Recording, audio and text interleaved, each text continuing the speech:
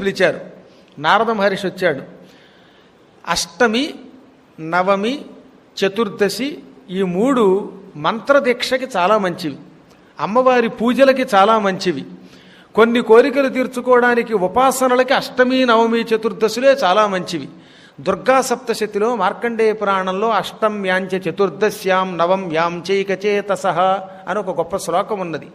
అష్టమి, చతుర్దశి, నవమి ఈ మూడు తిథులలో నా మహిమ విన్నా, నా అనుష్ఠానం చేసిన, నా కథ శ్రద్ధగా విన్నా అటువంటి వారిని అనుగ్రహిస్తాను.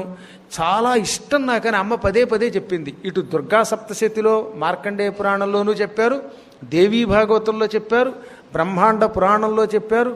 ఇంకా మంత్రశాస్త్రాలలో బాగా తొందరగా ఏదైనా మంత్రం పట్టివ్వాలంటే మళ్ళీ వాటిలో అష్టమికి నెంబర్ 1 ఇచ్చారు. అష్టమి, నవమి, చతుర్దశి మూడు గొప్పవైనా అష్టమి నాడు మంత్రోపదేశం పొందినా, అష్టమి నాడు మంత్ర జపం దీక్ష మొదలుపెట్టినా అటువంటి వాడికి సిద్ధి తొందరగా కలుగుతుంది, సాధనలో బాగా పరిపక్వత వస్తుంది. ఎంతెందుకు అష్టమి నాడు మంత్రోపదేశం పొంది జపం చేయడం మొదలుపెట్టిన వాడు అష్టకష్టాలు వచ్చినా దాన్ని సాధించగలుగుతాడు అని శాస్త్రం అన్నమాట. అందుకే